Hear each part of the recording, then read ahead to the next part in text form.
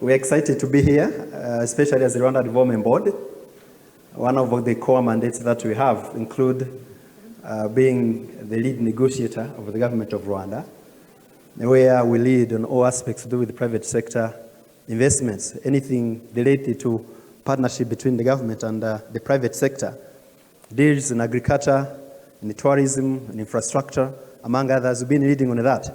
So we're excited to be here in this particular Dealroom.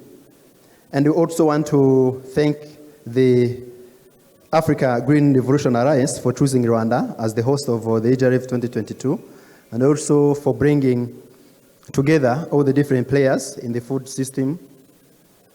This morning, we had a breakfast which was focusing on Food Action Alliance, where we had the commitment in terms of what the private sector, government, and development partners have to do, which was summarized across three major words: food, action, alliance, those three. And now, we are going to discuss or to go into deeds. Today's discussions will be focusing on how can we increase financing in agriculture. Agriculture currently employ more than 50% across Africa, but if you look into the contribution of the sector in the GDP, the contribution is still at 17%. And you actually have some countries where it goes up to 3%, countries like Botswana, but countries like Chad, it goes up to 50%. So if you look at the number of people who are employed in this sector and the contribution of the sector and the GDP, we still have massive potentials. We still have more that we can do. And we believe that realizing Africa's full agriculture potential will require significant investments. We will need 8 times more fertilizers. We need 6 times more improved food, seed, and at least 8 billion of investment in basic storage. And this number does not include cold chain investments for horticulture or animal products. And it's estimated that 65 billion will be needed in irrigation to make sure that we fulfill the agriculture promise. Much investments will also be needed in basic infrastructure, such as roads, ports, electricity, plus improvements in policies and regional trade flows. So agriculture remains an important source of livelihood for the majority of Africans. And the problem is that the sector still is not being utilized or to be able to reach its potential. Despite huge agricultural potential, sub-Saharan African countries have not yet benefited from it and experienced the highest prevalence of undernourishment worldwide. And of course, with the 3C crisis that we've been going through, be the conflicts, be the COVID, and the climate change, this number has been increasing. African countries import increasingly more agricultural products than they export, and the food trade deficit in Africa is estimated to be at 30 billion annually, which is putting additional strain on scarce foreign exchange reserves. Secretary General of Commonwealth, ministers, dignitaries, we believe that today's session will provide additional insights in terms of where financing can come from, and also believe that members of the private sector who are here will be able to create linkages to get potential partners who will be partnering with them and invest in several agricultural projects across Africa. The role of government will always remain to provide enabling environments and also making sure that we provide required infrastructure to facilitate these investments. Once again, thank you very much, and we wish you a fruitful deal discussions. Thank you.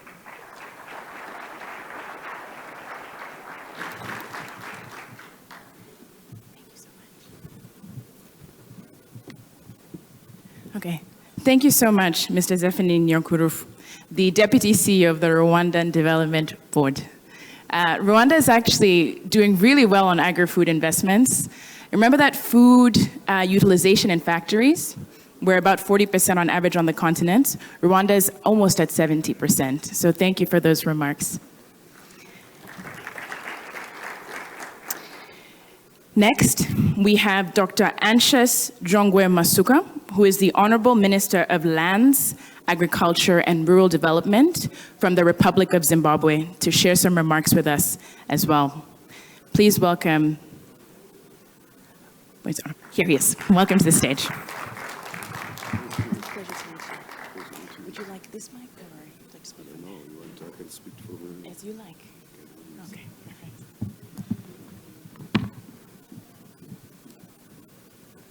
Thank you, moderator. Your Excellencies, distinguished delegates, I'm very surprised but very happy to be given this opportunity, impromptu opportunity to spotlight Zimbabwe. The President of the Republic of Zimbabwe, His Excellency Dr. E.D. Mnangagwa, is somewhere in the building, and he has said that we must do a deal room pitch that ensures that we get 75% of the deals.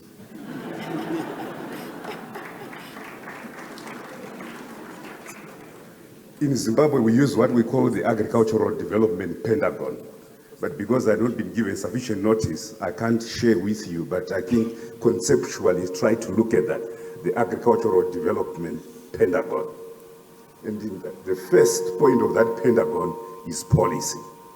An enabling policy environment which looks at agriculture as a business, irrespective of scale. At smallholder level, the 3 million households that we have in Zimbabwe to have a business mindset, the capacitation of the extension service so that we move from a business as usual approach to extension as a business. And then once you have put in place those parameters in the context of climate change, then you look at the next node, which is finance and inputs. How do we get appropriately tenured finance for the risks that are peculiar to agriculture in the context of all these shocks, and they've been mentioned today? And we, as a government, have put in place the Agricultural Finance Corporation, which has 4 windows: the Land and Development Bank in Zimbabwe, the Commercial Bank, the Leasing Company, and the Insurance Company. And we could do with more investments to be able to provide capacity for the various stages of farming. Then you look at the next node of this Pentagon, which is at production level. And the production enablers, starting with land, Zimbabwe has undertaken a massive land reform program where from 4,000 white-owned farms, we now have 23,000 black-owned farms. In addition, we have 360,000 smallholder farmers. So we want to turn these into commercially oriented farming, and these 23,000 to perennially successful businesswomen and businessmen in the business of farming and farming as a business. But you then look at the climate change and you begin to climate-proof agriculture across all sectors. At smallholder level, you're looking at sustainable intensification, and we've called this climate smart intervention from Vudza Intwasa so that we can entice this and with the communities. At larger holder level for the 23,000 farms, we are looking at irrigation development. My country is endowed with 10,000 dams. And we want to accelerate irrigation development from the current 175,000 hectares that are irrigated to 350,000 hectares by 2025. So there are massive opportunities for investment in this regard. In fact, in one of our biggest lakes is 1.8 billion cubic meters of water. There, an investment of $300 million by the Zimbabwe government. Now, we want the conveyancing system for that water. We estimate that we can irrigate from this lake about 40,000 hectares, and we're looking for investment. And there are so many other opportunities for irrigation investment. We are also looking at mechanization. We require 40,000 tractors for the large scale. We have barely 10,000. And we're looking at all the accessories for these tractors. So there are massive investment opportunities. We are also looking at the 3 million rural households in Zimbabwe. Zimbabwe has a population of 15 million Zimbabweans, 9.2 million are in rural areas. And these 9.2 million Zimbabweans daily they are living from subsistence farming. We wanted to transform them from subsistence farming to commercially oriented farming, and we are looking at these two-wheel tractors so that they too cannot be left behind in this agricultural transformation that is unfolding in Zimbabwe. Then as you move into the other nodes, but you can talk about inputs, fertilizers, you can talk about chemicals, you can talk about much more to ensure that we can grow the agricultural sector. You can look at value chains. We have 25 crop value chains, 9 livestock value chains, and there's lots of opportunities. We are the biggest tobacco producer on the continent, the 3rd in the world. We have climate, 5 agroecological zones, so we can grow grapes, peaches, and you can also produce tropical crops. So there is a whole range and a diversity of climates to suit the production throughout the year, and this presents a massive opportunity for investment. We are also looking at climate change in the context of storage.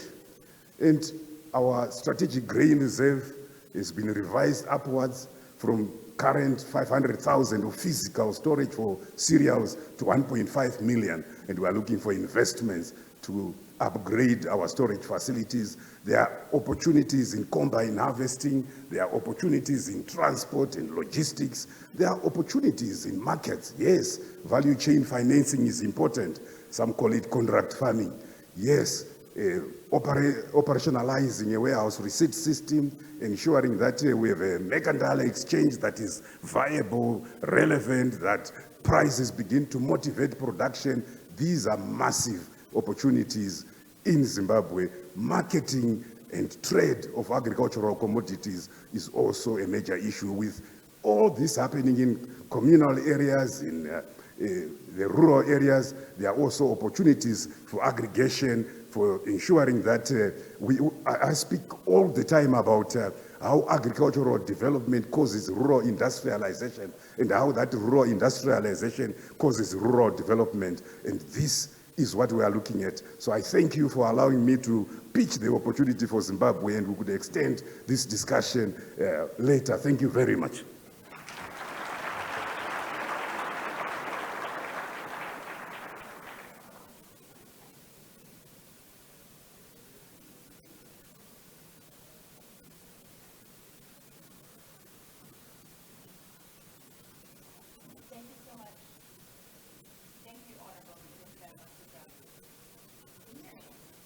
No. Okay. Thank you so much, Honorable Masuka. In Kenya, we like to say we'll see you at the back of the tent in order to get these investments. Thank you so much. It's been a pleasure to shepherd you through the first section of today's Agribusiness Deal Room. I'd like to hand over to Frank Braken, who will take you through the remainder of this section. He has many, many honorifics attached to his name. The most important one, however, is that he's a board member of AGRA. Frank, please welcome to the stage.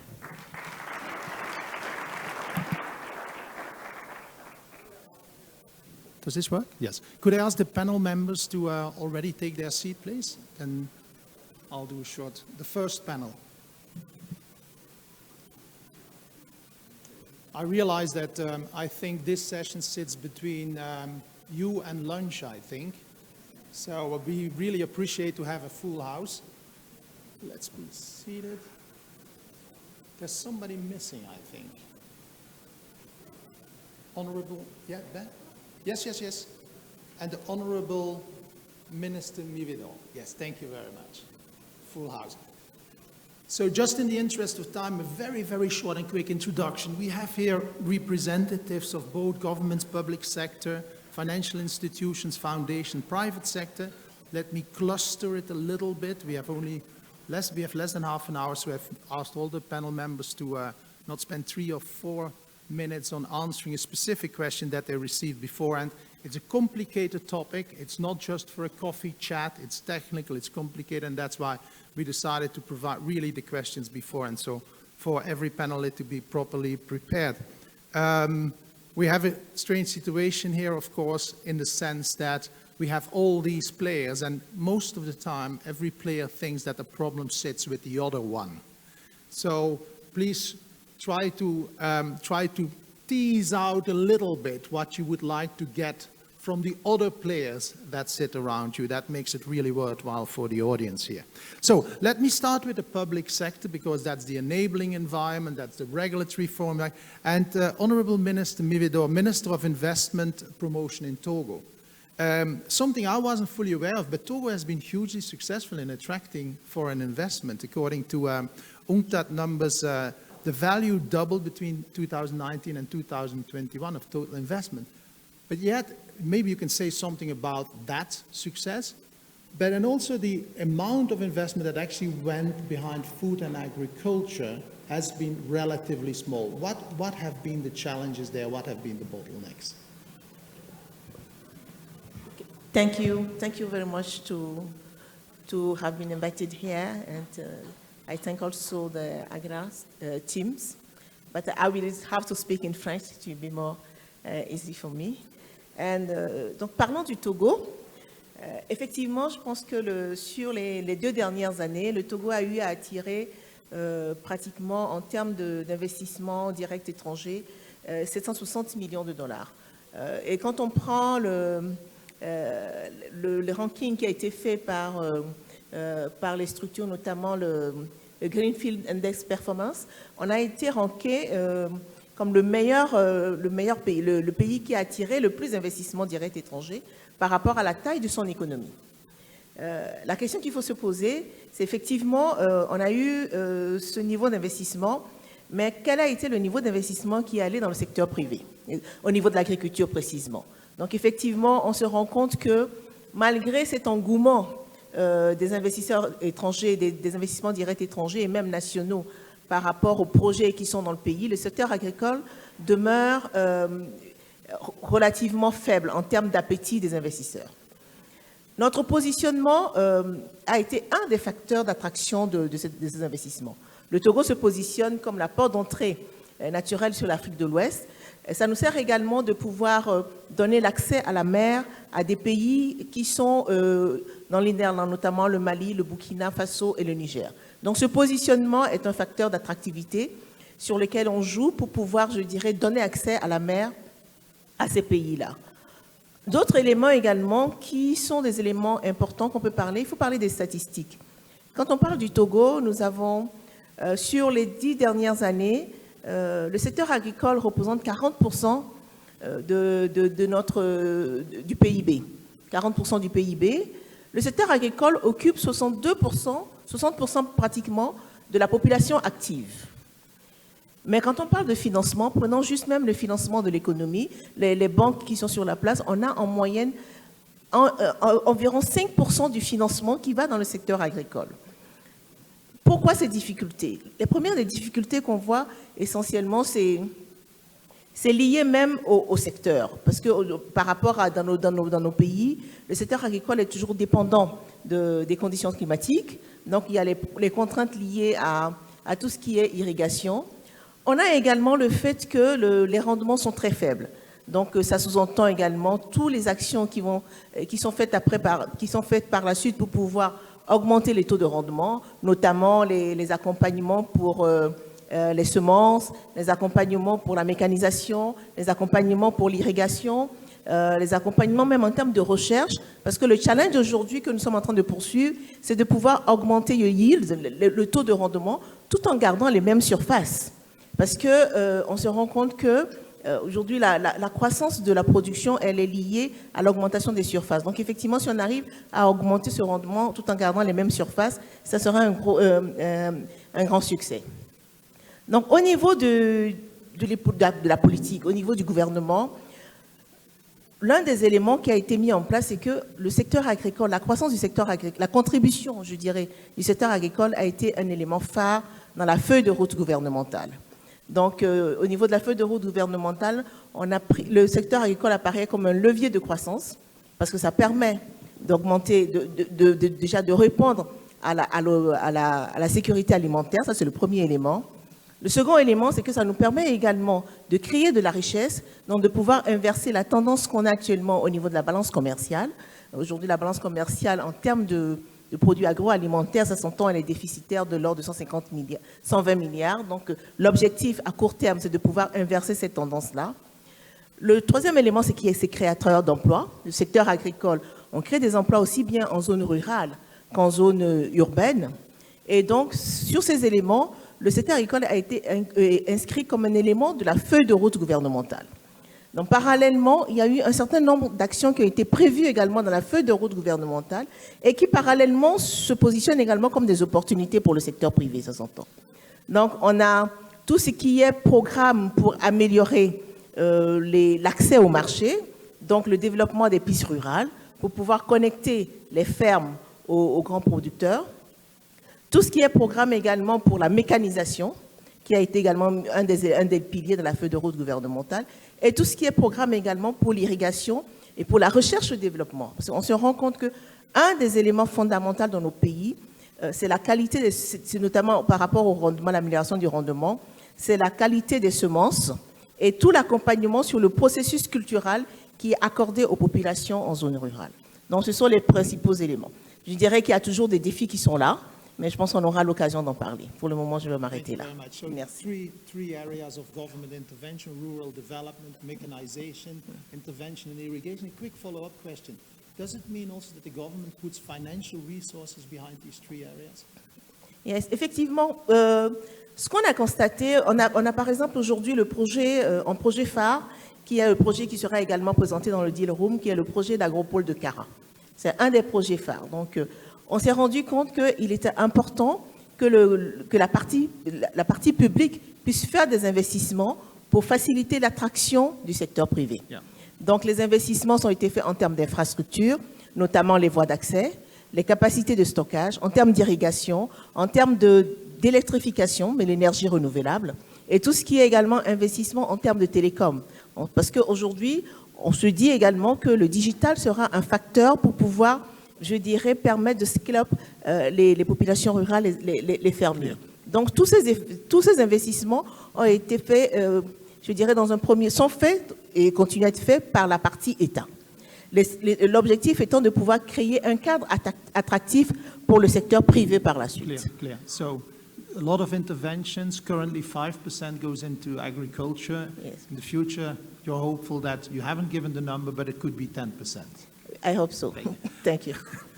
Honorable Minister of Trade and Industry of Rwanda. Rwanda, of course, is a shining example of success of a country's development. Could you share with us some key lessons about how to attract these levels of investment and how could even Rwanda direct more of that investment into foods and agriculture? Thank you so much. Allow me to thank GLA for the invitation, first of all, because without it, I will not be here today.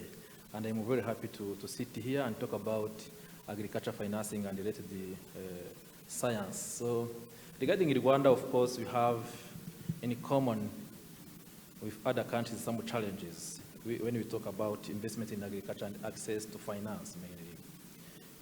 We have an issue of access itself, meaning that affordable money or affordable loans or affordable investment. The cost is somewhat high because in Rwanda we are between 16 and 17% across all banks, together microfinance and commercial.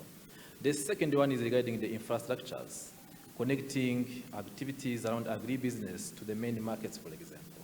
Infrastructures not only in terms of organizing value chains, but even facilitating farmers to access the markets we already have.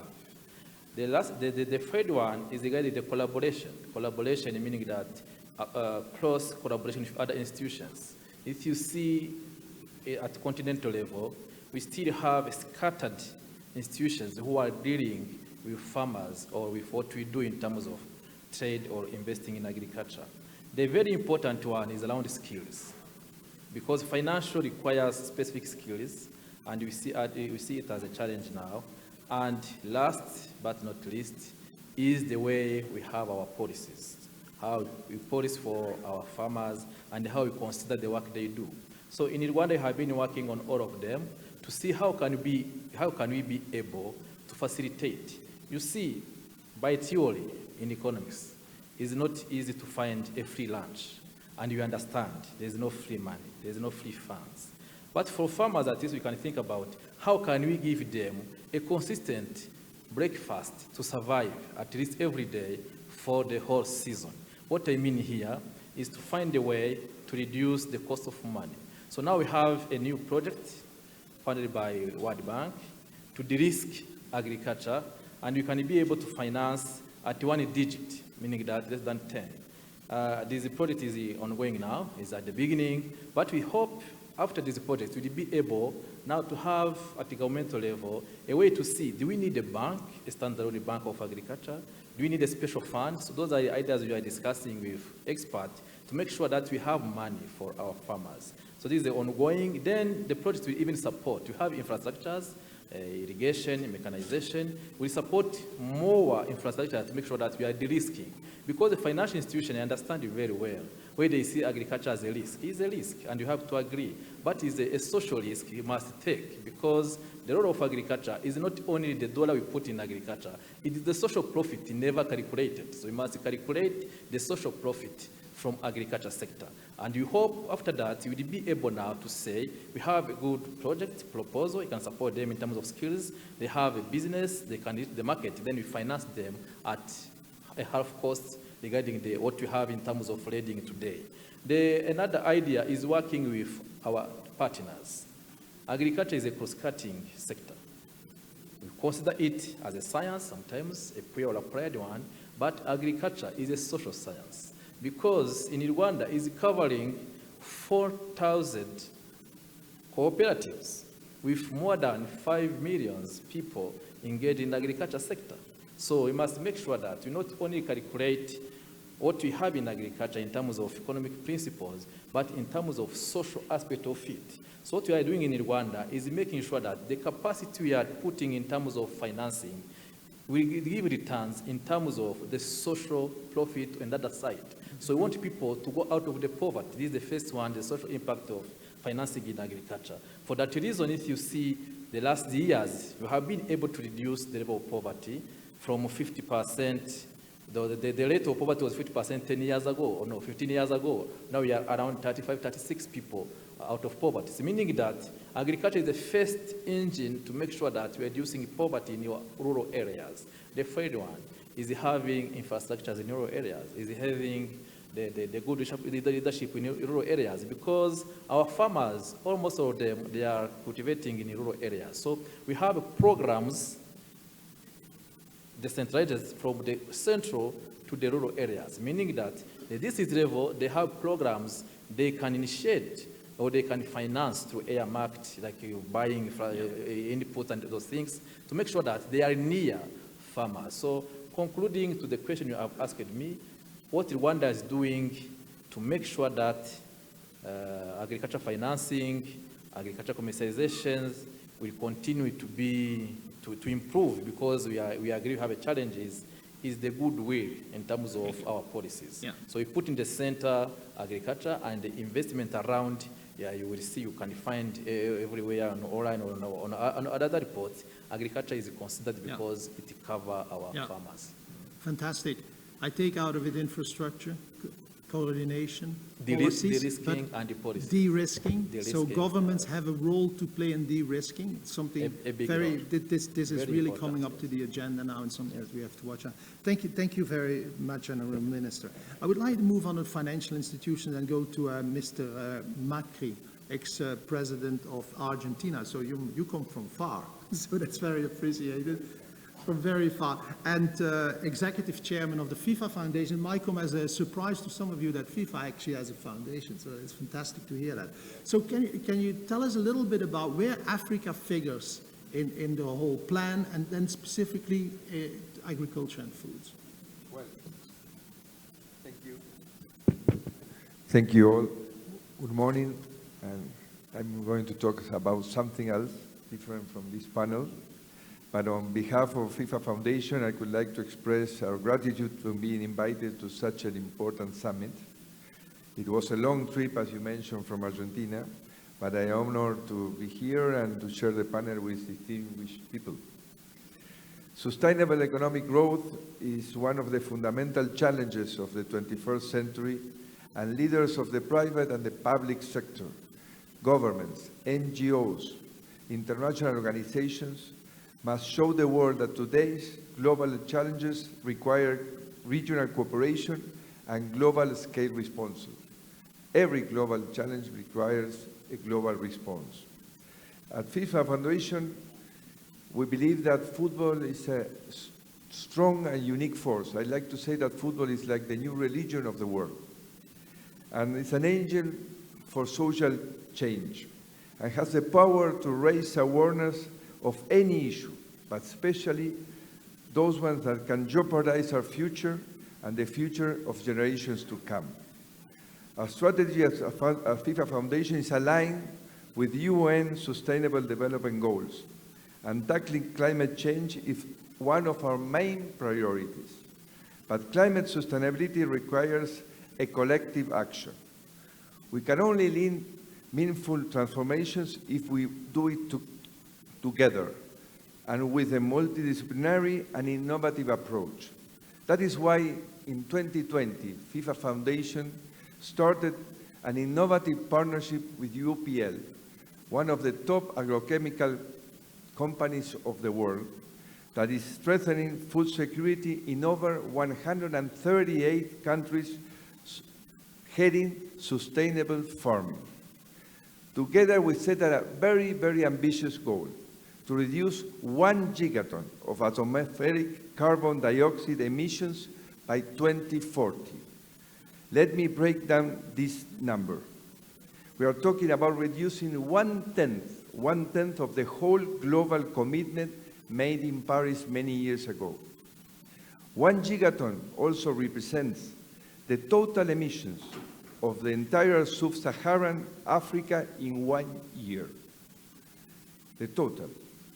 Although it's fair that we say that Africa is not a significant source of greenhouse emissions, the continent remains the most vulnerable to climate change impact, thanks to the lack of infrastructure, unfortunately. And how are we going to achieve this? To approaching millions of smallholder farmers and retrain them to produce more using less water and less agrochemicals.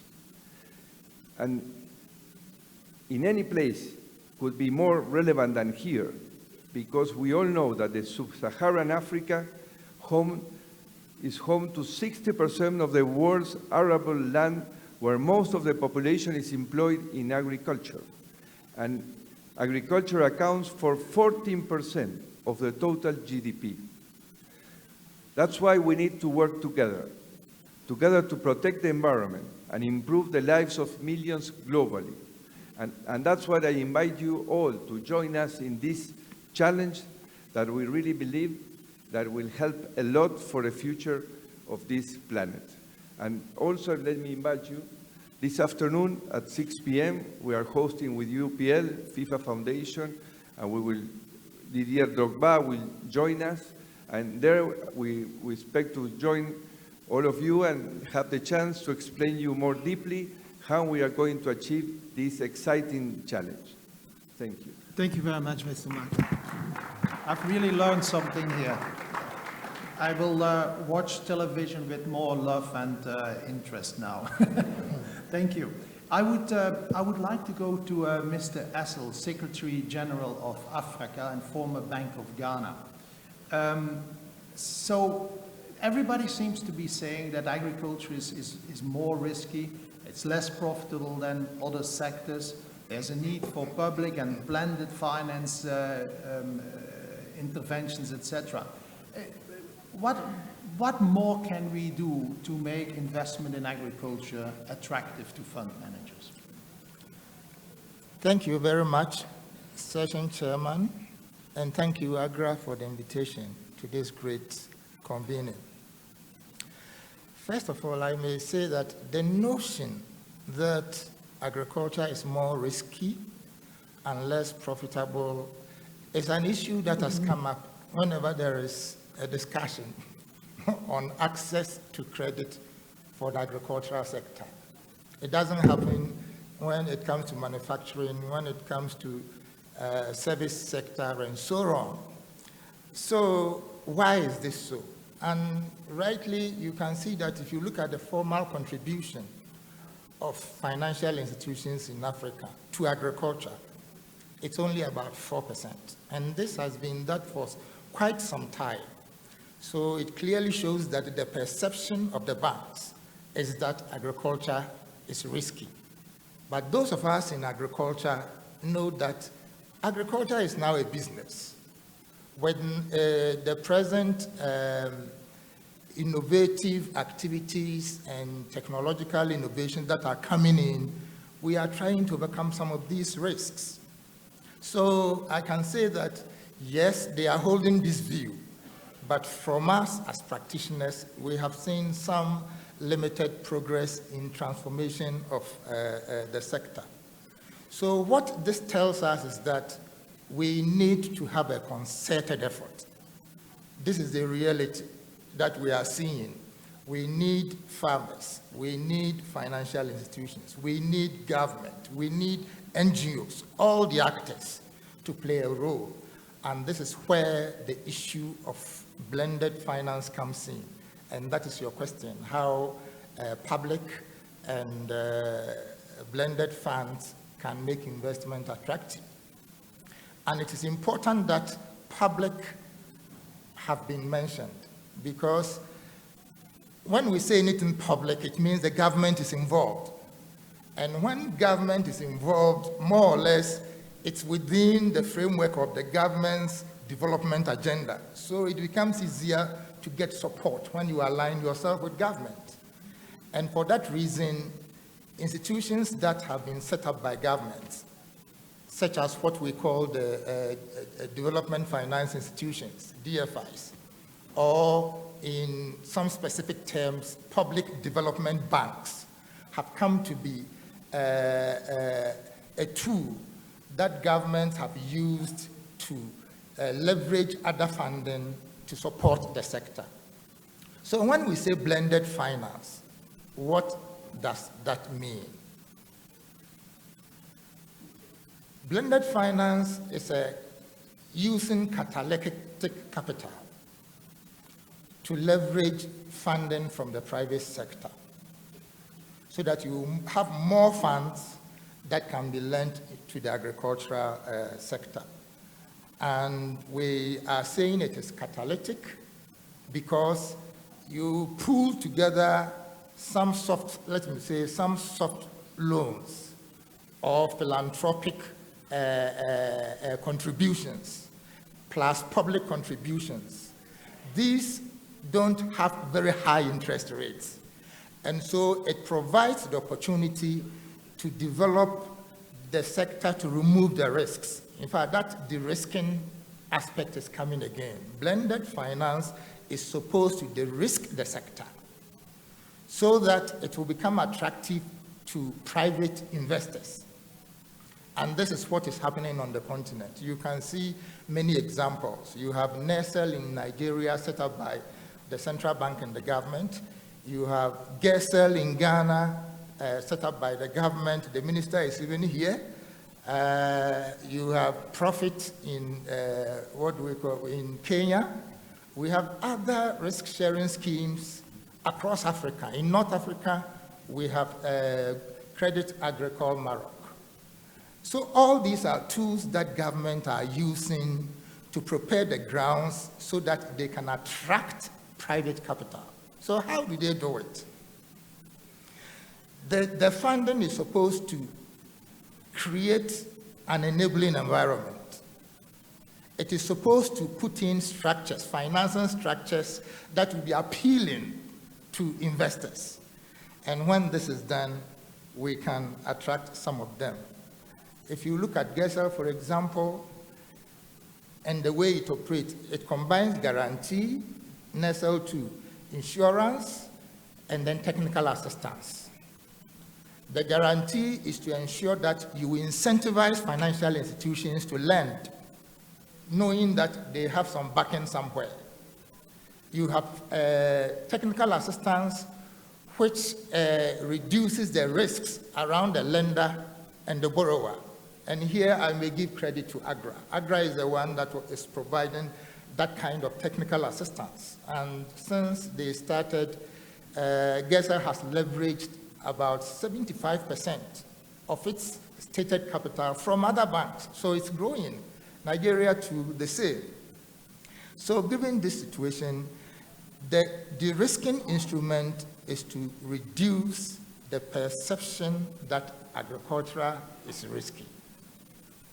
Is the total amount available increasing? Blended finance, funding, and capital? Yes. It's moving in the right direction. It's moving in the right direction. In Ghana's case, for example, if it is in cities, they started, they have about 700 million, which is about 75% of the stated capital. They have leveraged that from the other financial institutions into agriculture. And that is how it is happening in Nigeria and other places. Thank you. If you take... Because for the benefit of time, I really have to cut it here. Apologies for that. It brings us nicely to Dr. Dunford, Vice President for Agriculture, Human and Social Development, African Development Bank. Mr. Essel, he mentioned catalytic funds. I think African Development Banks has put a lot of capital in funds that are catalytic public financing. So can you say a little bit more about it, particularly the trend? Is it increasing? And then specifically also, funding of SMEs is a specific area of challenges, and any experiences there, how we can actually facilitate that funding.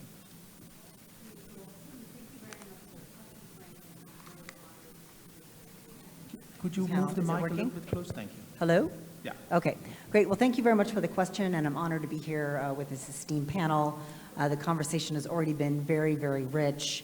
And it's important, right? We're here at the AGRF Revolution at this forum. We're here with overlapping crises. We have recovery from COVID. We have the Russia-Ukraine war that is dramatically increasing prices and really exposing huge vulnerabilities in the African food systems, with just an unhealthy and extreme dependence on importation to meet basic needs of basic food products. And then, of course, the realities of climate change. So the need for investment is great, and we saw earlier from McKinsey the gap in investment, which is huge. So we're here to mobilize investment, mobilize energy around this. And as we've been discussing, agriculture is fundamentally a business, and we have to make sure there's investment in the private sector, the financing to really fuel the growth of private sector in agriculture. And so this is a very, very timely discussion. So I think that ag finance, of course, we know is a big issue we've been talking about on the continent. And again, there's a perceived, I would say, risk that agriculture is more risky than other sectors, although we heard from our colleagues earlier today from McKinsey that agricultural businesses grow faster in Africa than other businesses. And so, you know, what is the risk? But we have to really ensure that investors feel that their risk is mitigated. So we really need to make sure that we've got the right tools out there to mitigate this risk.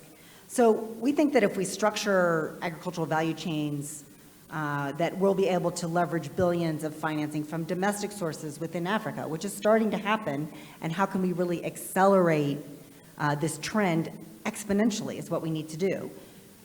We know that there's no shortage of investments on the continent, but the disconnect that we've been talking about is a willingness of the financial sector to finance agriculture, because the perceived lack of bankability of actors in the value chain in the food system. So we can turn that around. We're all starting to. I'm hearing a lot of great efforts that are happening right now on the continent. At the African Development Bank, we have several financial instruments that we're using to be part of turning this around. We have guarantee programs, we support risk-sharing facilities to de-risk the agricultural sector. We support governments to do that as well.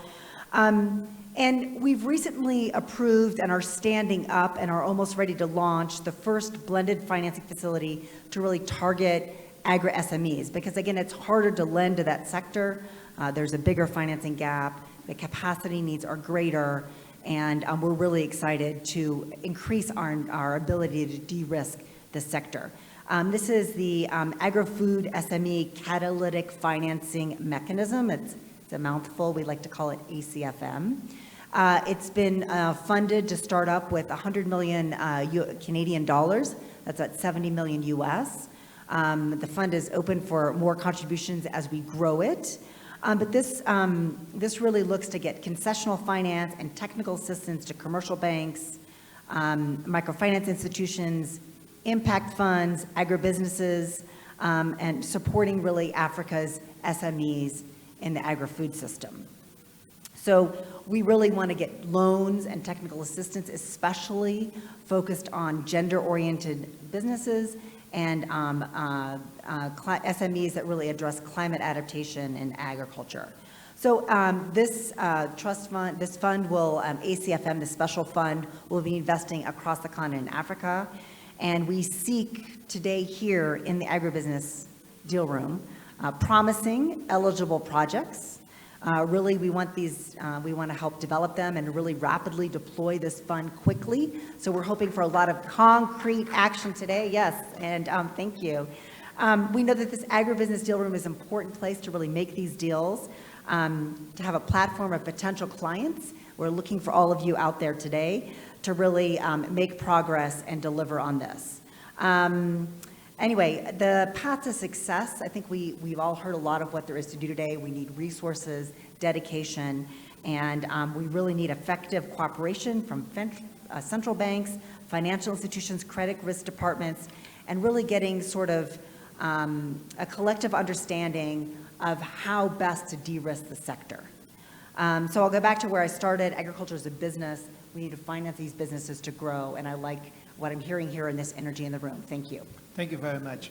Would like to go to Mr. Muposhi, CEO of Afrikinvest. Talking about Dealroom, one of the challenges that many of the companies will have is that they are SMEs, they are relatively small. And you always hear this coming back, the ticket size of the deal that they are looking for is too small for you, it's too small for funds. So what can we do about that? Thank you very much.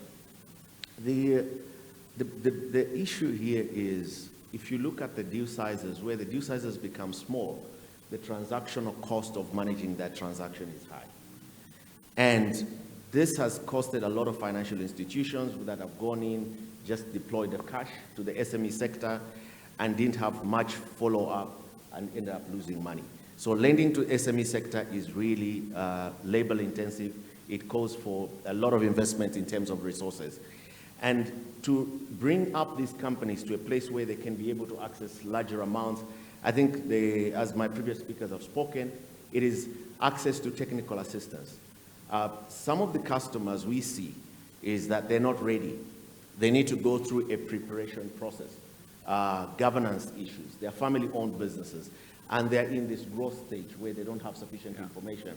So somebody needs to support them as far as the technical support is concerned. In terms of alternatives, and part of the process which I've listened to with a lot of interest is the de-risking.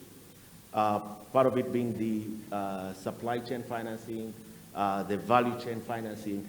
This is able to transfer the risk where we reallocate the risk, which is supposed to be on the SME, to a larger corporate that has got a balance sheet. And I think there's a very big discussion here. And lastly, also having sustainable and suitable financing, and that's where also issues of local currency come in.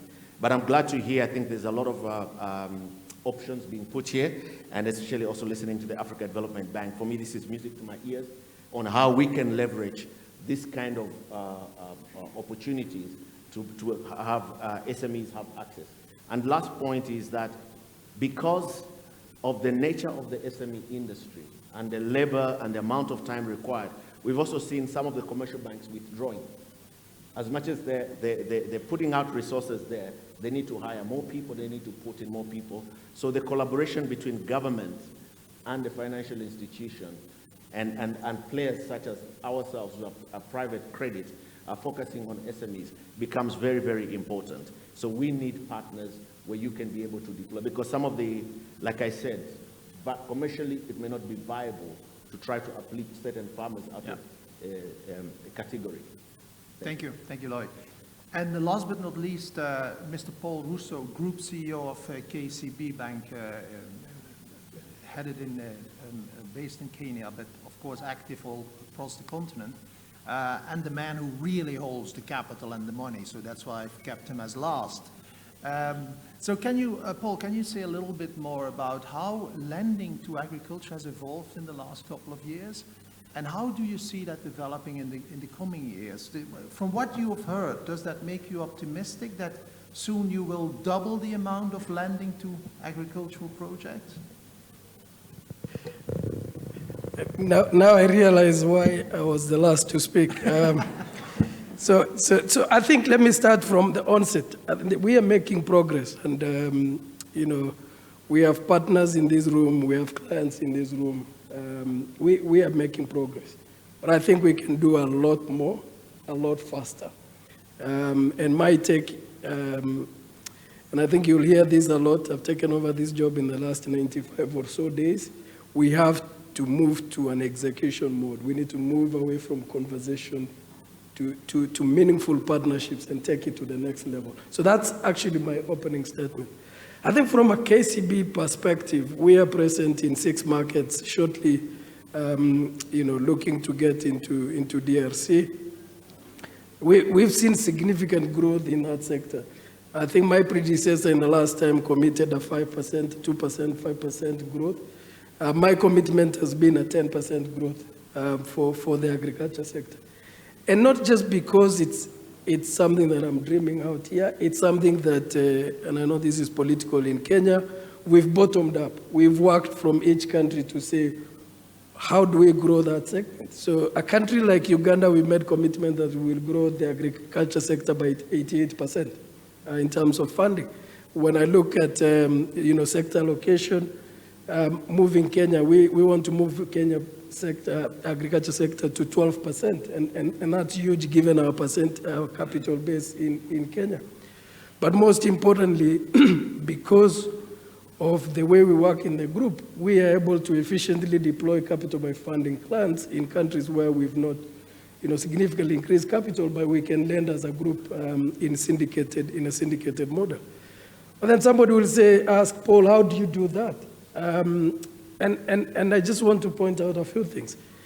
We have obviously presence in different locations. We have over 450 branches across the markets that we operate in.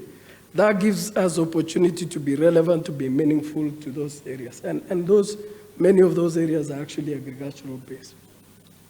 But over and above that, there's always been, it's been gray about what is micro, what is SME, what is medium enterprise, and what is actually what we were just discussing, mid-corporate. We've delivered that segmentation and shifted mandates to the branches for that. But as well as, last year we shifted mandates for lending to subsidiaries. In the past, there was a group involvement in that process, because then you're enabling the markets to operate and be relevant in their own setup. Improved on capability, and there's been a lot of partnership, particularly in building capability, and I heard that. Because while I hear there is risk in that, the person that is fully empowered, that sits next to that customer, is the one that can be able to make that call. Yes, we've had schemes that we've guaranteed, that have guaranteed that, but we've made a lot of that. We've also anchored it in our CSR, what we call KCB Foundation, building capability under Mifugo Nimali projects across that. We're working with, MasterCard Foundation around Tujiajiri, making it, because at the end of the day, even in the times of climate change, making livelihoods meaningful, the way, the lowest at the bottom of agriculture makes meaningful returns out of the small agri. It's not just a business sense, it's actually a call to each and every one of us to do the right thing. So we've seen partnerships, but as well as we've built relationships. But allow me to be a little bit more corporate in this instance. You probably see the BPR brand here, and many people would not identify that as actually KCB in Rwanda. And a lot of it is about you just don't become an entity coming out of Kenya and roll as KCB in SAP. Our decision to change from KCB to BPR upon the acquisition was about which entity had the capabilities to deliver in Rwanda. And we chose, both as executives and a board, to stick to that. It's about being relevant. So overall, to just sum it up, and we have our team here. We have Naomi Ndele, who leads SME and Agribusiness from the Kenya. We have George Odhiambo in the room, who is a strong advocate of agri-lending in Rwanda and has been MD for us, has been in this market for 10 years. It's all about being relevant to the markets that we operate in. And we have that appetite. As KCB, talk about risk, we have the appetite for that. And we have some skills to be able to partner. So let's make it happen. Paul, and the 10% increase. So did I understand that well? Your plan is, your ambition is to really increase the proportion of lending to agricultural projects by 10% per year. Did I understand that well? I can give you specifics in market. In what is in our plan. This high level, we will remember. It's a simple number. Overall is 10. That's fantastic. Great. Which brings us to the end of the panel. We have overrun, I apologize, but I thought I had to give everybody a shot at it. I hope that, I don't know whether many in the audience will realize how the debate has moved on. If you go back, I've been involved in these discussions like for 10 years, starting from the earlier AGRF. That was still the time that we were talking about the opportunities, and the problem was ignorance and lack of knowledge. There's so many opportunities if only the investors would know. Now we have moved on to the debate to real substance, like there needs to be efforts done for de-risking. There's specific elements, and that's why I think I'm so optimistic about having this kind of debate. So I like the audience to keep a couple of numbers in mind. Paul's 10%, of course, and I think we should extend that over the whole commercial lending. Countries on average only spend 6% in agriculture against a commitment of 10, so let's see next year whether that 6 has moved. And total commercial lending is only 3.5% of the total. Let's see if that has moved next year. And with that, I would like to thank the panel very much. Don't run away. The kitchen will be kept open because we have now a panel on success stories from the last year's Dealroom. Thank you very much.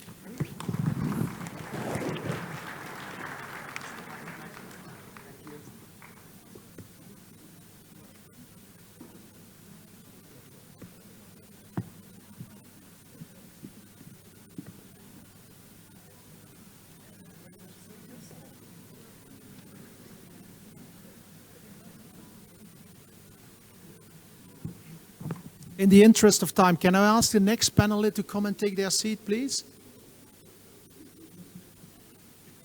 Thank you, Paul. Thank you. Thank you. Thank you. Fantastic. Great. Thanks.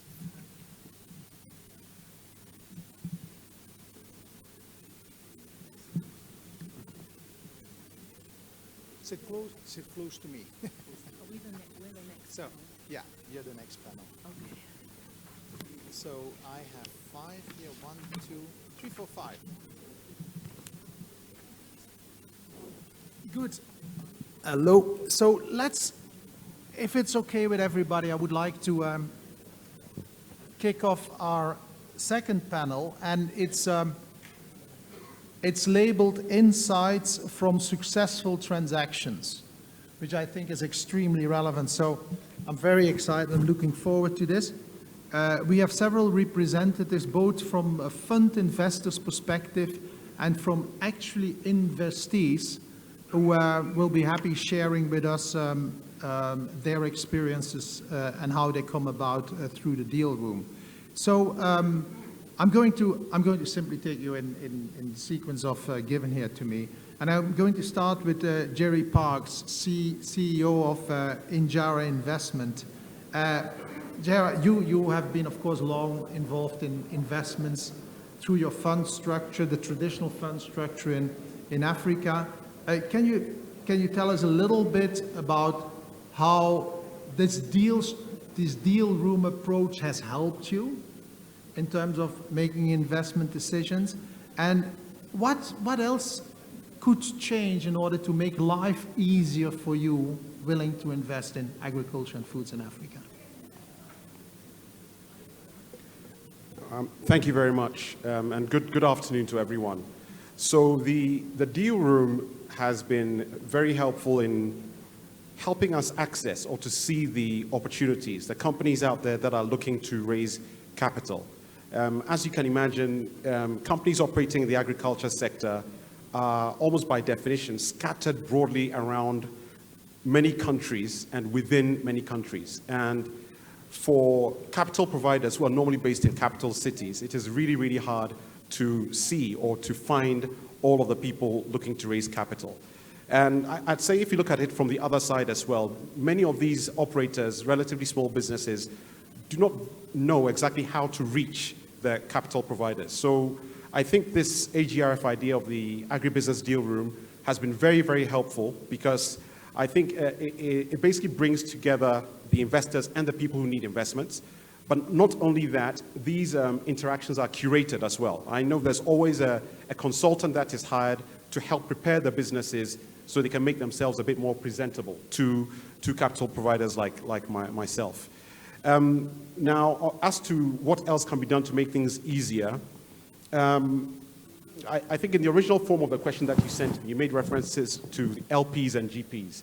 And I'm glad you did not make reference to that in your question, because once we start tying ourselves to roles like LP and GP, we're almost also tying ourselves to a certain structure that helps to solve the problem. And I think in this project of pursuing the Africa Agricultural Green Revolution, we need to be very, very focused on the objectives that we want, i.e. food security, but extremely flexible on the pathways for getting there. So if I could encapsulate what we need to make it easier, I'd say to be more flexibility around the structures within which we deliver the impacts, and also the terms. So let me try to dig a little bit deeper into this. So the very first one is the idea that of how much financial return we expect from our investment. And probably I'll rub a few people the wrong way by saying sometimes I think we expect too much financial return given the impact targets that we have. Right? Earlier on, the discussion was talking about, is the agriculture sector riskier than others? I would say that it is no riskier than any other sector, but if we're being honest, the amount of return you can get from the agriculture sector is far less than what you get, say, from tech.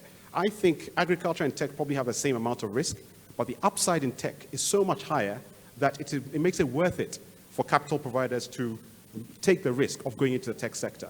So once we accept that hard fact that the ag returns will never be as high as tech, then we have to accept that there needs to be more incentives, there needs to be more support for the companies that we're helping those sectors in order for us to get to the impacts and a reasonable level of financial return. So that's the first one. And the second one is, I would say that some of the investment structures or the vehicle structures do not take sufficient account of the local macroeconomic conditions. And the thing I'll go straight for is funds that are denominated in hard currency.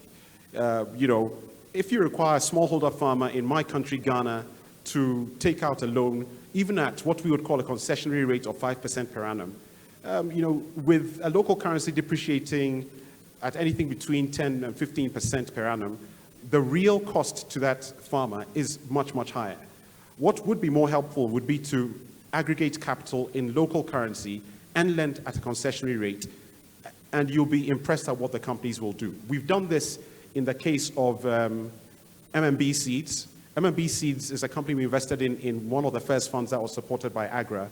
And AGRA insisted, or all of the investors in that first fund insisted, that we make a local currency loan to MMB, and that loan was held for a period of 10 years. In the end, in local currency, we made a positive return. In hard currency, we made a loss, right? But this speaks to another element, which is the length of the life of the funds that we try to use to support agriculture development. If we're using the classic structure of 10 years plus 1 plus 1, in most cases, we may not have enough time to actually achieve the benefits that we're looking for. So I think some flexibility in the structure, some more mutual honesty around how much financial return can be obtained. And I think a third one is that we seek to achieve too much with some of the financing vehicles. So I've looked at so many opportunities or discussed with many donors funds that are aimed at generating positive impacts, and they want to target smallholder farmers, want to target women, want to target youth. Oh, and by the way, we also want to leverage $5 worth of private sector capital for every dollar of money that we put in. If we're being, you cannot do all of these things in that same fund. So we just really need to have an honest conversation around the table during the design phase around what the realistic targets are and work on that basis. So I would say that all in all, what would make things easier is for us all to recognize that we are in a co-development, co-creation, almost an experimental approach to achieving the green revolution in Africa. And I think the more all parties around the table recognize this and actively pursue the feedback loops in improving the systems that we're using, the better for all of us. Thank you. Thank you, Jerry. Interesting perspective that about the risk versus the upside reward. Yeah. Very interesting. Let me go to Victoria, actually. Victoria Sabula, CEO of AECF, where I happen also to be a board member, so I'm somewhat conflicted, so I'll throw you a curveball. AECF plays, it's very successful as a catalytic fund, and as a fund, of course, there's two challenges. First, finding the investments where you can play a catalytic role, and then having them graduate, grow, and grow out of your... Can you say something about that graduation process, what you see happening here, and then also the role that technical assistance, coming back to an earlier answer about SMEs often not being ready for the funding rounds. Can you say something about what you do in the area of technical assistance? Thank you, Frank.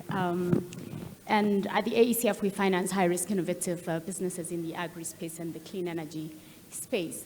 And when you look at companies when they're coming to the AECF, they are at the stage where they cannot attract commercial capital, and they require a lot of support, a lot of investment in terms of technical assistance. And what we've really seen work is the importance of finding the businesses that indeed are commercially viable, they are scalable, and the effort is going to be worth it to move them to the next step.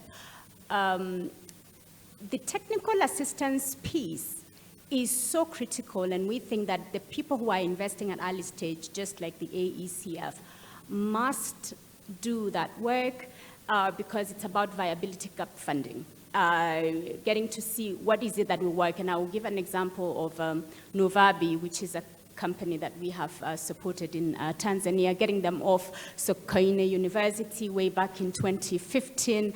3 scientists have a fantastic product, and then you provide them with $350,000, but you have to work with them on good manufacturing practices. And then you have to work with them on calibrating the equipment to be fit for purpose. And then you work with them to navigate the regulatory environment in order to get the approvals.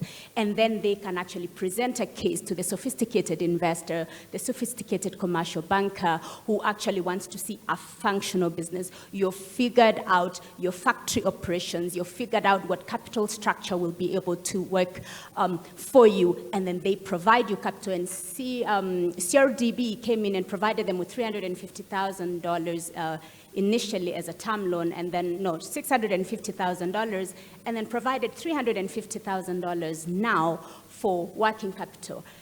But then from that 2015, guess when they actually got their $1 million capital from CRDB? 2021. And that year they were able to scale, and then they now have been able to release to the market $30 million vaccine vials. This year they will do 100 million vaccine vials. But 2015 to 2021, before they're good, it means that there is need for that public funding, philanthropic capital to be made available in order to move these businesses to that stage. But speaking to the people who come on a bit later, the reality is that commercial banks, PE funds are not going to breach their fiduciary mandate to finance SMEs. They are not going to just change their risk profile. Someone else has to de-risk their portfolio because their capital has very specific conditions. Their shareholders will demand of them a particular return. And that is why the blended finance conversation that has gone on earlier, Thomas alluded to it, Lloyd alluded to it, is so critical. Credit enhancement mechanisms, guarantees, insurance, subordinated facilities to help to bring in the institutional investors and all of that. But just to close, at the earlier stage level, we require patience, and so thinking about tenures that are fit for purpose for the SMEs, and hence the patient of the capital that comes alongside that. Jerry waits on the other side for AECF to give him ready companies. It's sweat and blood to actually get an SME in Africa to move from a turnover of $250,000, $1 million, $2 million. And there is so much that is required in here in terms of operation support and technical support. But it is a worthwhile investment because of the context that we operate in. I hope that every one of us who is in this room who can be able to provide catalytic capital provides that catalytic capital. But let's remember that commercial institutions will demand for their investments to be de-risked, their portfolios to be de-risked if they are to put their money in the segments that we want for them to put in. Thank you, Victoria. And I think the key takeout here is that how the capital and the capability it creates go hand in hand for readiness for then handing over to the capital markets and the funds. It's not just throwing money at it, but it's hard sweat. There's a lot of sweat and hard work making companies ready. Now let's get to companies. We have 3 successful investee companies here. Let me start with Francis and Diritu, founder of Keep It Cool, but I think the project was Rain for Tech, if I remember. So you were successful through the Dealroom. Maybe you can say a little bit about what the company is about. Tell us a little bit, what do you think made you successful in the Dealroom? And if you look back at it, what could have gone better? What could we change in order to make it even easier for future investees? Thank you very much. My name is Francis, as mentioned, founder, Keep It Cool. As the name suggests, is a cooling as a service company based in Kenya. We are actively in 2 value chains, that is the fish value chain and the poultry value chain. So we link demand and supply in these 2 value chains and also offer this cooling solution as an enabler to reduce post-harvest losses, which of course in this part of the world is quite high due to high ambient temperatures. So our investment journey was quite steep curve. We started by getting debt from local circles, and we also got a bit of validation. We were finalists at 2019 CTA Agri-Pitch hack. And that gave us a bit of visibility. And what this kind of competition and awards gives to entrepreneurs is that validation and that confidence, not just to present and tell your story, but also that investor validation that someone like, let's say, AFDB, because we also won the African Youth Competition, gives you, is you have that, you have these logos behind you. It really helps to ease in that conversation at the first interaction with investors. So it was much easier for us, having gone through those kind of validation, to be at the Dealroom. And again, before the Dealroom, it was also difficult because you are, when you're trying to look for investors, you're shooting really in the dark. And here comes the Dealroom, which has curated agri investors and it was much easier conversation. We didn't have to build a lot of context to show them the problem and to show them the solution that we have. It was much easier conversation. To give you a bit of context, before the Dealroom, we had applied over 300 and approached 300 investors and applications in general, and we had only like 1% success rate.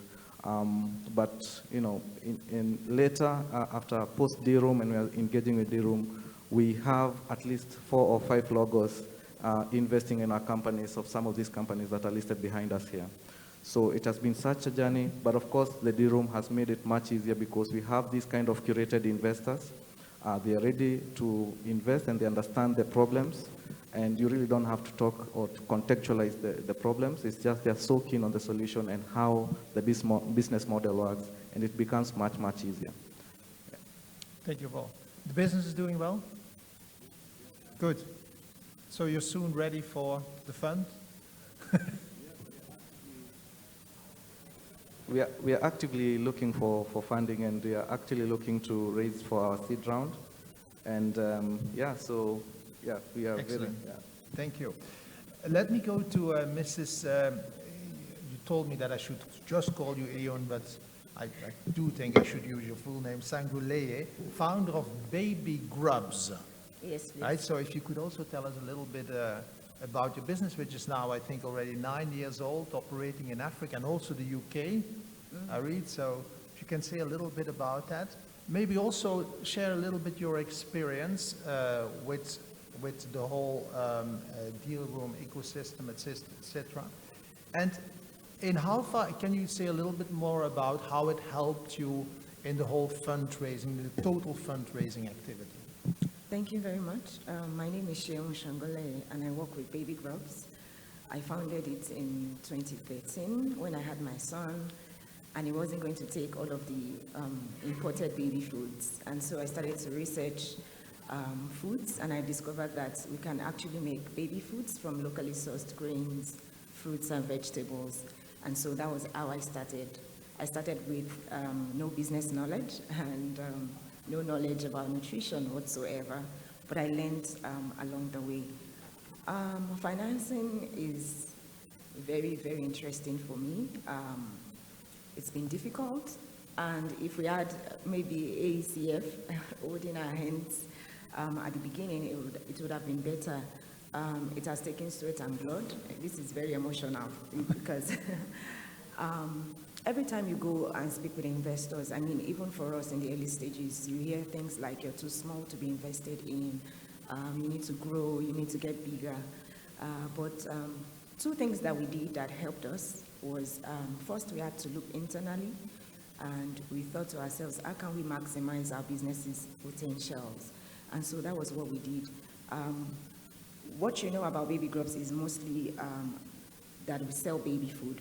But we have 7 other streams of income, you know, just so that we can boost our finances.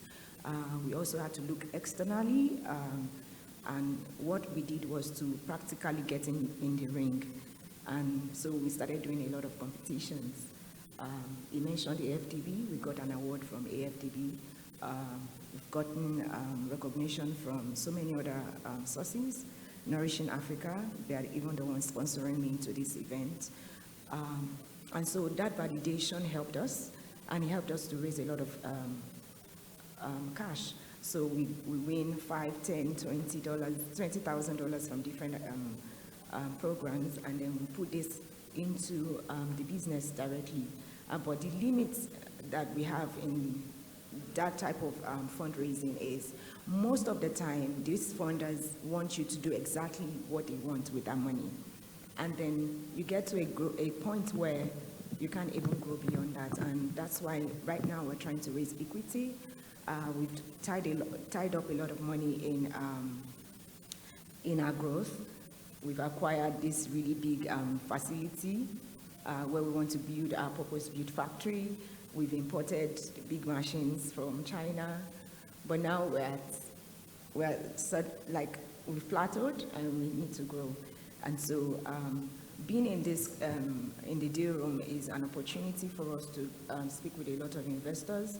And I've looked through, we've seen that we have diverse people that we can speak with.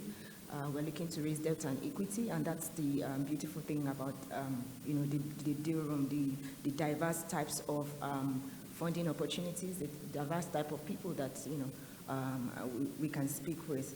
And there was a question that you sent earlier, and it was around what can the ecosystem do to support, because we are at a stage where, like what Victoria talked about, we've been able to scale from the really micro level. We're now at the, I don't like to call our business a small business, we're a growing business. And so we're now looking for the big funders. Some of the things that I think they can do is a lot of hand-holding. It helps. He also spoke about that. So for people that don't have any business experience whatsoever, help them to know what things to track, what are the big funders going to look for, and so that at the beginning of their business, they can start to do a lot of bookkeeping, a lot of checking that everything, all the records are in place. And Nourishing Africa does that. They do something called Entrepreneurship Support Program. And then they can also have a pipeline of all of these entrepreneurs that they support. Every year you can have something where you do a lot of checks to be sure that they are growing the right way.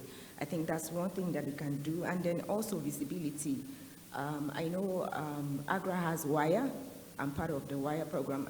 There can be a tent where all the entrepreneurs that are in that space can exhibit what they have to offer. Physical visibility. I have my products here. There's nowhere to showcase it. So I think those are some of the things that you can do. Thank you. Fantastic. Great. So last but not least, I would like to go to Mrs. Olf, CEO of Agri-Food, which is, I think, a little bit further on the road in terms of financing. So what has been your experience in accessing growth capital in particular? And any advice for SMEs who are still a little bit more back on that road in terms of raising funds? Thank you. So just a bit of a background about Agri-Food.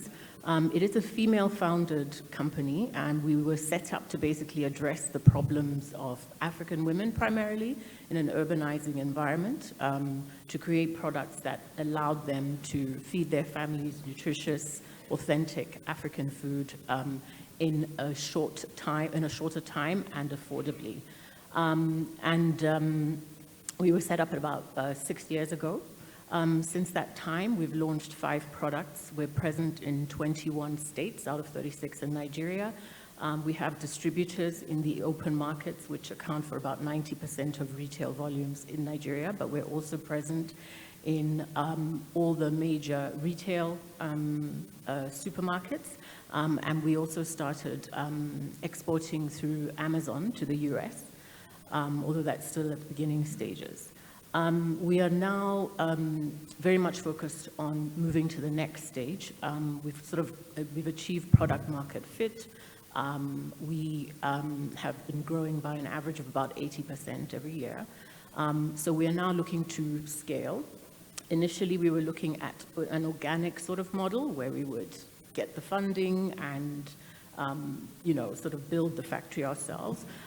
We now realize that there is a lot of excess capacity in the industry, underutilized, as Amandla mentioned earlier on, and we are trying to grow through acquisition. So we want to actually acquire an existing company that has relationships, contract packaging relationships with large multinationals and local companies, and also has the capacity to produce our product. To back that up, we are trying to expand our operations or relationships with small-scale farmers. We piloted a product with GIZ in southwest Nigeria, a project rather, and we want to now expand that to be able to support our supply chain. And then we're also looking to deepen our distribution and particularly focused on the last mile. And when I say the last mile, if you can imagine it, it's the woman who is sitting at a table selling directly to customers in the market. And we want to try and do that through digitization in particular.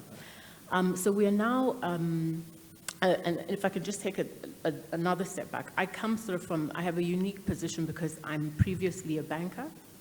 previously a private equity practitioner, previously an infrastructure investor. So I can kind of take a look at it from both sides. Right. Our fundraising journey really started off with our self-funding. We had the luxury of that, which many SME startups do not have. And that got you how far? How far in the journey did I mean, that get it got us to, as far as first attracting our, sort of, I mean, we did the friends and family, and then also got sort of angel and seed investors on. So it's gotten us this far. But, having said that, it is not something, it's not enough, obviously. And so that is also why we're looking at the scaling through acquisition. I think for me, what I would say the main observations in our fundraising journey is that there needs to be capacity building at sort of financial institutions. In the sense of understanding. I think that they can actually de-risk. We talked about de-risking. I think that they can actually de-risk themselves. There are a lot of banks in Nigeria, for example, and my apologies, we are based out of Nigeria. There are a lot of banks in Nigeria that do lend to SMEs. And so they actually have a track record of SMEs and can use that. They've got a database of sort of SMEs and their credit history and can actually use that as the basis of sort of growing their products. But what you find is that they kind of get stuck. They don't want to sort of move beyond what they have on offer and grow with the SME, even if the SME has shown a credible track record. So there needs to be some sort of a level of intervention, I think, in that, and the kind of products offered. For example, very little working capital is offered. Sometimes an SME, all they need is an overdraft, which is the most basic financial product out there. But you cannot get an uncollateralized overdraft in many African countries, I imagine. So, that again is, and it's a simple product to start off with, and it's a product that, you could actually grow as the SME's requirements grow. And it's low-hanging fruit. On the other side, for the SMEs, I would say a big challenge is talent. For SMEs to actually sort of deepen their skills base and to move to the next phase, I think a lot of them struggle to afford the talent that they require. And I think that is an important intervention. I know that there were programs previously where people were seconded to SMEs, but potentially, that could be sort of an intervention where grant funding is given to SMEs to be able to allow them to afford the people that they need. A lot of the times, when you're sort of dealing with a lot of stuff, it's very difficult for for an owner to do one thing properly, right? And especially if it's not your skills, it's not your skill set, it's not your area. I think it's good to deepen the skills within, the entrepreneur, but it's very important to give them access to that talent. Right. Have you graduated now in the sense that you are not too worried about finding the funding once you have the acquisition lined up? That will happen? Yeah, so here's the funny thing, and I think somebody alluded to it earlier. The bigger the deal, the more interesting it becomes to people, right? So if you go to somebody and say, I'm looking for 500,000, they're like, okay, that's kind of interesting. But if you tell them I'm looking for 20 million or 30 million or 50 million, then they perk up. Yeah. Right? So there's no shortage of people who are like, oh, I'm interested in this deal, because for them, it's a real asset. There's, there's kind of what you need, right? But for you to sort of move, as somebody said, it's blood, sweat, and tears, and it is a very emotional journey, I agree, especially as a fellow entrepreneur in Nigeria. It's a very, very emotional journey, but, that's kind of the dynamic. Fantastic. Yeah. Great. I would like to thank the panel for all their insights. What I take from this is a couple of insights is that this is more than just access to capital. It's also access to expertise and reputation, reputational enhancement, not to underestimate. It puts the ringer on the company to get really into expertise and technical know-how, etc. So looking forward to visit the Dealroom, and I hope all of you do. Would like to thank you again for your participation and you for your patience and your interest. Thank you very much.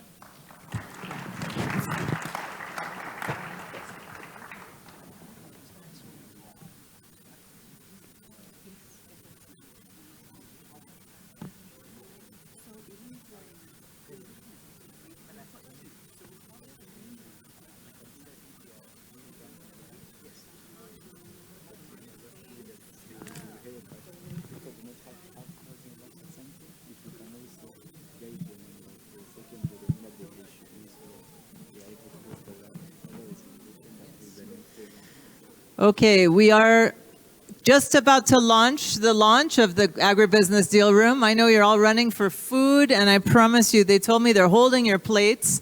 But if I could quickly invite Maura Barry from USAID, the Deputy Assistant Administrator for the Bureau for Food and Resilience. I can't even say your title anymore, it's just terrible. And I would like to invite my good friend, Dr. Owusu Afiye Koto, I've reversed your name again, Minister of Agriculture of Ghana. We're so pleased that you're here with us and in person. And of course, Dr. Agnes Kalibata, how can we possibly launch without you? And my dear friend and colleague, Donald Brown from the IFAD, who has been a longstanding partner of AGRA and the Dealroom. Now, traditionally, you would expect us to have a set of drums up here with us because that is how we like traditionally to launch the Dealroom. But I've been told that drums were hard to come by in Rwanda, Agnes. We have to work on the drumming in Rwanda for next year. More clapping than drumming, so you're going to have to clap a lot. And for our launch today, my proposal is the following. We're not going to sit because everybody's hungry, and you can all stand with us. You're each going to say, we have some drums, look at this.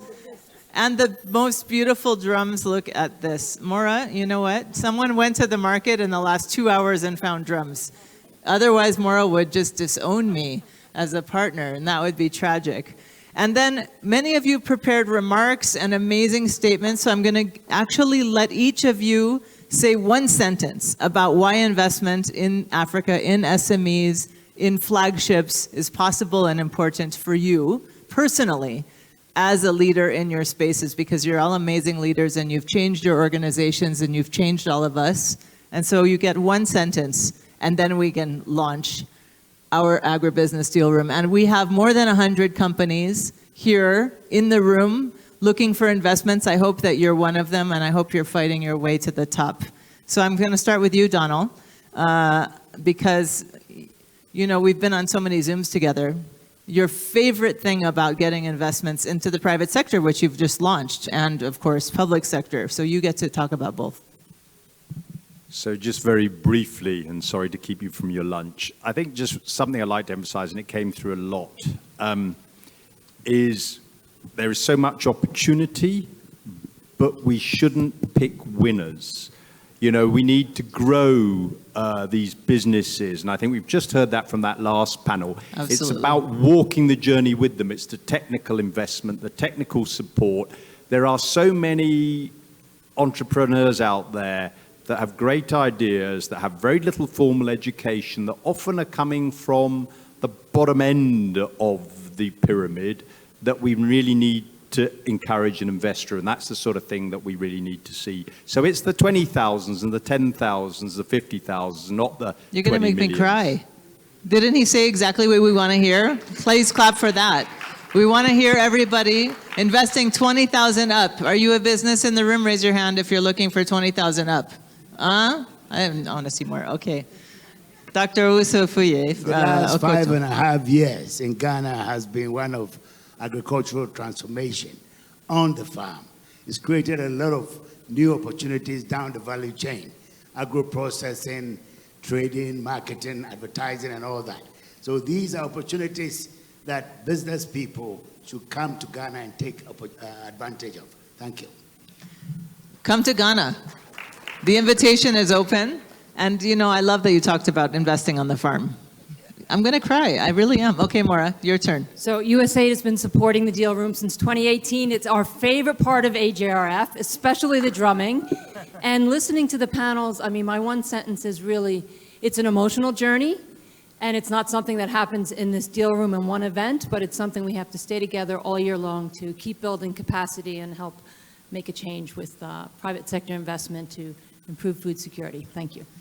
All year long, year after year, USAID has stood by us, and we really appreciate. Dr. Kalibata, you've been driving investment on the continent for many, many years. So your sentence, what keeps you going, and what do you think we can do to get these investments to pay out?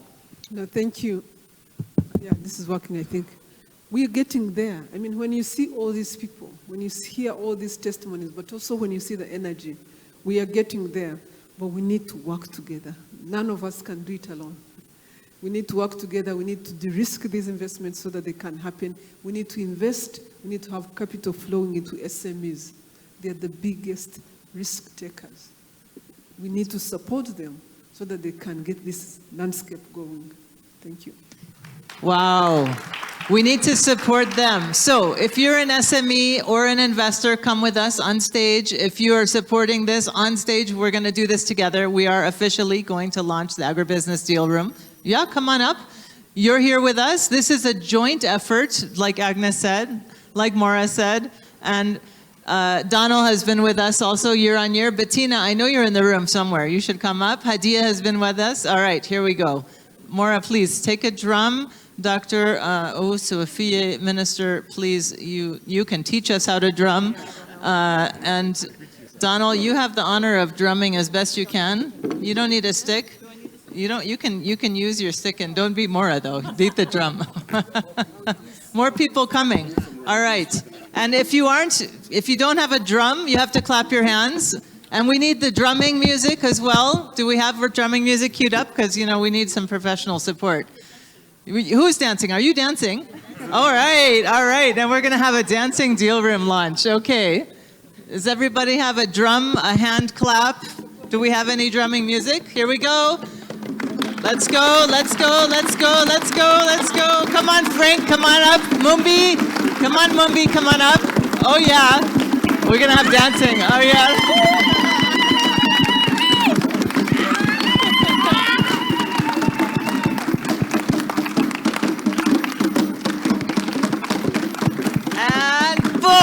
All right, thank you very much. The deal room is open. We hope you get some business done. Keep the energy all week long. The deal room's right outside. Invest in Rwanda lunch is open. And we even have some mechanization, irrigation, seed companies. Thank you so much.